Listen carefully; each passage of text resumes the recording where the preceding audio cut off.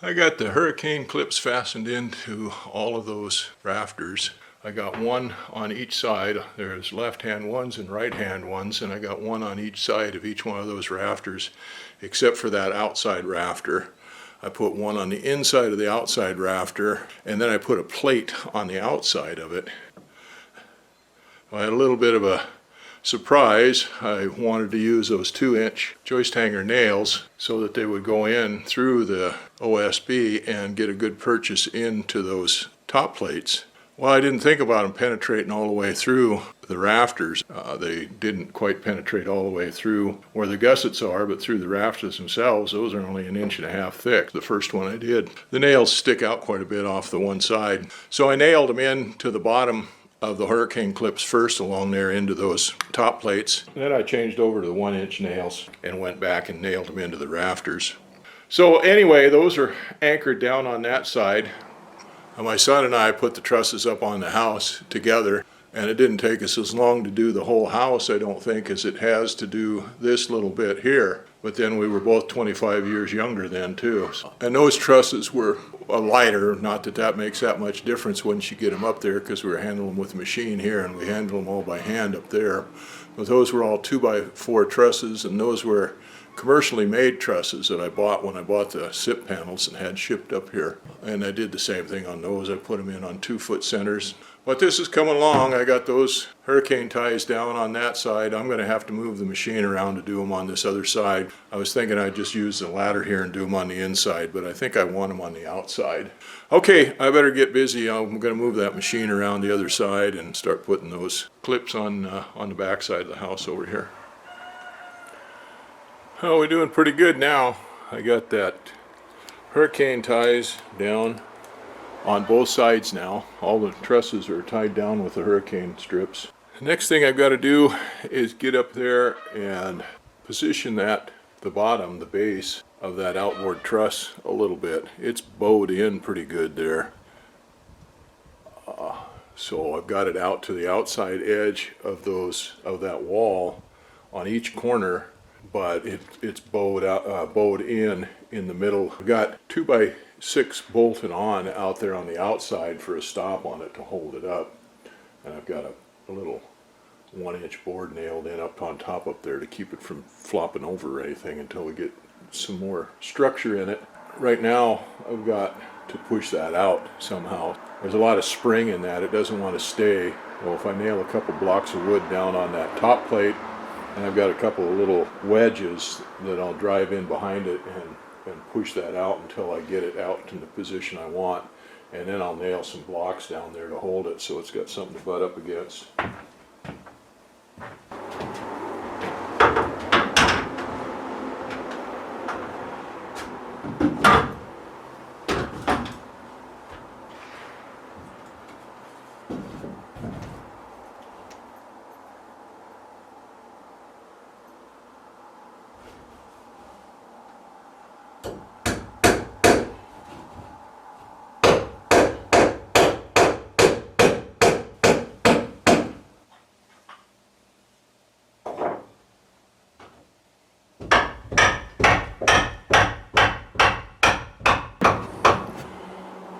Alright, I still got at least 1 inch on this side over here to go lined up with that outer board, and almost 2 inches on this side and almost 1 inch on the other side. So I've got it pushed back a ways now. I'll go ahead and put another block in there and try that wedge again and get this side out in, and then we'll work on the other side.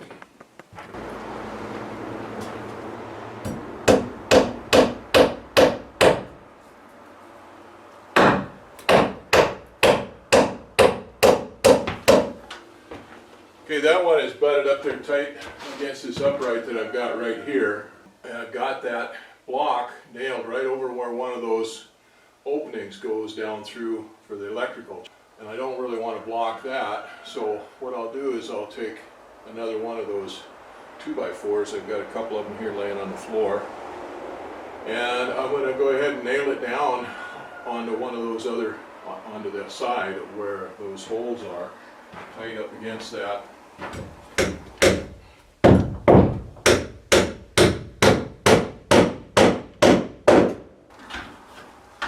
Now go down to the other end and do the same thing with that. Other end.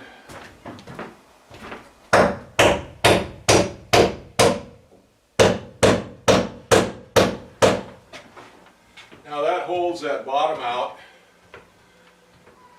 against those two uprights up there on the outside.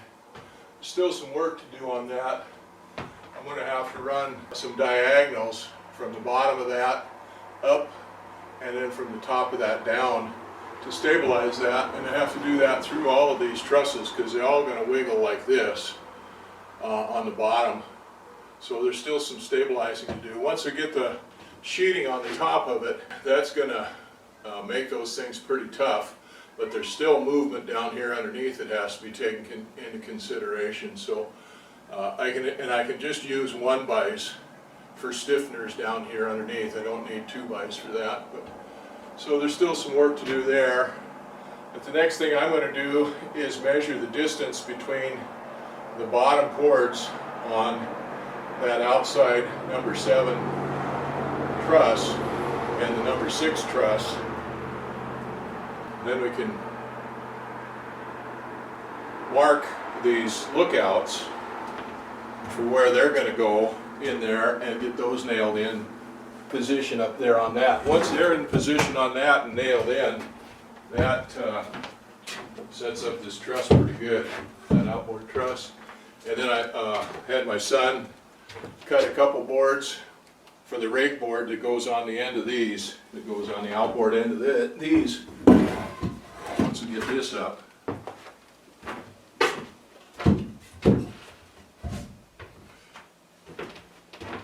So basically once we get these lookouts on and that rake board on out there, we can start putting sheeting up. I think I'm just about done for the day. I'm going to take a measurement off of these trusses so I can mark these lookouts. And then I think I'm going to call it quits for the day. Anyway, that was a pretty good afternoon's work for an old man. I got all these trusses lined out, so the rafter tails out there where they stick out are all lined up together. And I eyeballed this side over here when I was over on that side of the building putting those hurricane strips up. And that thing looks really good on that side, those rafter tails on that side. They're within less than a 1/16 of an inch, so that shouldn't show up too much. That should be pretty good. I think we're looking pretty good now. Anyway, that's enough for one day.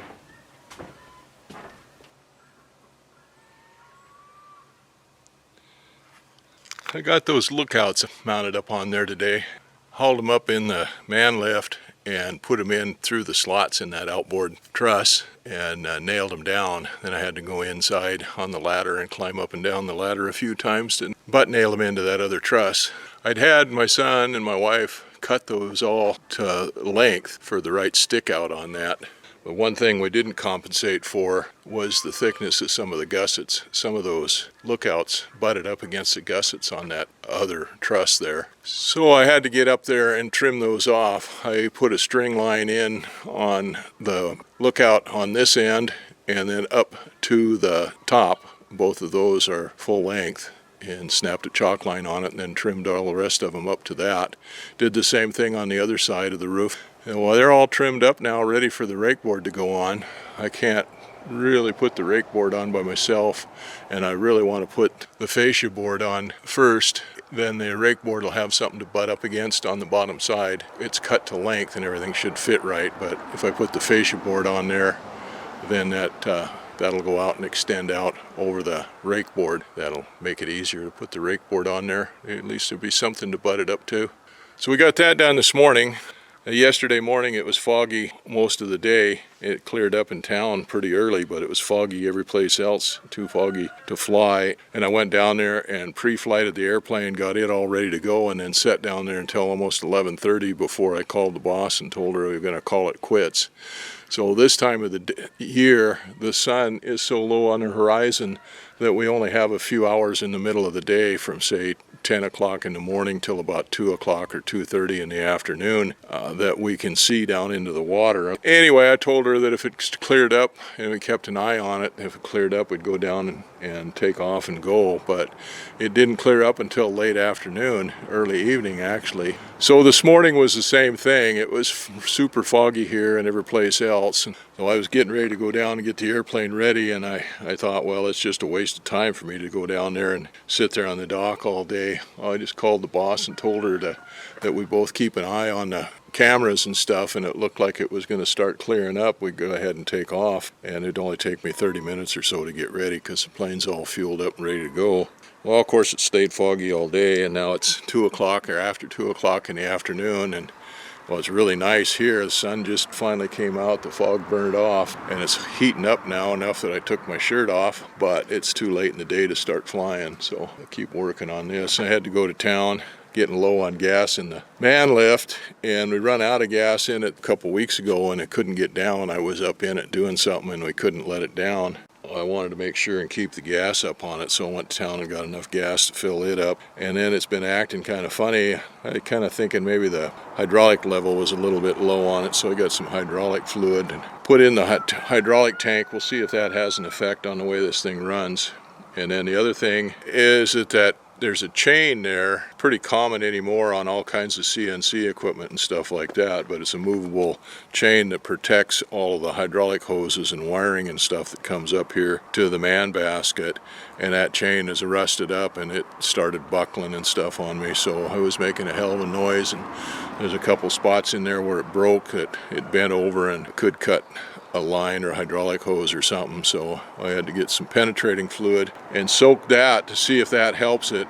And then I was in looking in the parts stuff and looking up parts for it, and it's going to cost about $3,000 for a new stupid chain. I guess I'm going to have to break down and order one and fix that. Anyway, we're home now and back to work. I'm going to go look through my wood piles here. I'm going to have to move the man lift out of the way. I've got it serviced now. I move it out of the way, and I'm going to have to start going through my lumber piles here and see if I can't find 2 1-inch boards that I can make a fascia board out of. I need a 14-foot long board, 6 inches wide. Get up there and get that mounted up, and then we can get that rake board on there. And then we can start putting the roof on. Well, I've got a couple other things to do first, but anyway, we can start putting that roof on. Today's Friday. We've got a couple more days forecast of good weather before it starts raining. I want to try to get that weathered in, get that roof on there before we start raining. Anyway, I better get to work. I got to move things around here so I can see if I can dig out some boards. You just stack those in there on top of those 2x4s, Carl. I might need them for something else, and then I won't have to dig them out. Okay. Well, another day went by. Today's September 6th, Saturday. It turned out to be a pretty decent day. It was foggy again this morning. Not quite as foggy here as what it had been, but it's foggy out around. Tried to fly today. I went and got the airplane all ready and stuff. Left here about 8:30, 9 o'clock. And then waited. We finally able to get in the air at about 11, just a little before 11. It was supposed to get sunny again, but it never did. We just got a high overcast, which was fine because that's just perfect for flying the stream surveys that we've been doing. In fact, it was too good. My boss didn't get sick today, so we wound up flying a lot longer than I expected when we took off this morning. Got about a little over 4 hours in. It's a lot nicer seeing fish with this overcast. You don't get the glare on the water and the shadows and stuff. It's a more even light. And then it was calm. We'd been fighting the turbulence and stuff before, so she didn't get sick. And it was cooler. It didn't get as hot either, so it all turned out to be a pretty good day for doing that. Well, I didn't get done till about after 3 o'clock. By the time I got home and got my paperwork done and stuff, it was a little after 4. Well, Carl was out here already kind of getting started for me. We got something accomplished today anyway. Tonight's our movie night. 6 o'clock now, so he's got to go take the dogs out for their evening walk and come back, and then we'll have our dinner and movie night tonight. Well, the sun will go down in about an hour and a half anyway, so it's a good time to quit. Bugs will start coming out here now, especially as muggy as it is. So we got that fascia board up today. Now, I dug out a couple boards yesterday and ripped them down for a fascia board. Got started putting one of them up, and I realized that it was too short. I'd measured it twice, And I thought I had it measured out at 14 feet, but when we put it up there, it wound up being 13.6. Oh, I don't know what happened there. And I couldn't stretch it out any, so that ended the day yesterday. I didn't get that finished, but I had a good day otherwise. I got all of those rafter tails lined up, and I got the lookouts all put on and a couple other things. Anyway, put those two boards away that I made a mistake on. Actually, we used those inside here. We cut them down and used them inside here. I'll show you that in a minute. I dug into my lumber piles and dug out a nice yellow cedar 1x flitch. Carl got it out and we ripped it down into two 1x6s, and we got a little angle on there that's just right to match up the angle of that roof pitch. Well, we can put that roof sheeting on there and that'll line up perfect with it. So we got two of those cut, and we got the one on this side put on. We don't have the one on the other side put on. I'll show you here what else we did. Well, those roof trusses are pretty strong, but to take full effect of the strength on them, you got to put the sheeting on the top, and that adds to the strength to it. But then they're still a little flimsy, and we got to be able to brace up that outside truss out there. So I got a bunch of 1x4s, and I did some X bracing in there. I think you can see that. There we go. So I've got them braced at the top and the bottom of the outboard truss and coming into the middle center one, and then back and forth the same way between the center one and the inboard one. So that braces that like that. And then I took those two 1x6s that I made for fascia boards that didn't work, and we put them in on top of the bottom cords there. I measured out the right distance for those bottom cords, nailed those in, one on each side of the center line there, about halfway. Well, that keeps those trusses, the bottom cord, from flopping back and forth. All in all, that strengthens those up pretty good. And once we get that sheeting on the roof, that's going to be one tough roof. That's kind of what you want. So this thing's just basically bulletproof. You can see right there, there's my hurricane anchors. I don't know whether they'll focus on them or not, but that's them. One on each side of each one of the trusses, and I've got them nailed in to those top plates with 2-inch nails, and into the truss themselves, or into the 2x6 up there on that top cord with 1-inch nails. And they're nailed pretty darn good, so that should hold up pretty good around here. Shouldn't be ever be any problem with that. Well, that was what we accomplished today. Now the plan is we're going to quit for the day. Carl's going to take dogs out for a run, and then we'll have our dinner and movie night. And then tomorrow I'll put that fascia board up on that other rafter tails there on the other side of the house. Then we'll put the rake boards up. Once we get the rake boards up, then we can start putting sheeting on. We should be able to get that done tomorrow, hopefully, as forecast shows it's starting to rain on Monday. Tomorrow's Sunday, and the forecast show it's starting to rain on Monday. Oh, and I got to fly Monday in the morning. It's not supposed to start raining until late in the day or later in the day, but you can't trust that anyway, and I got to fly in the morning. So we're going to try to get this thing sheeted tomorrow, and I think we'll do fine on that. It don't take much. We've got 4x8 sheets of plywood. It'll take 1 2/3 and then 3 high on both sides. That'll go pretty fast, I think, especially with the big kid helping me. Okay, that's enough for one night. I'm about done for the day.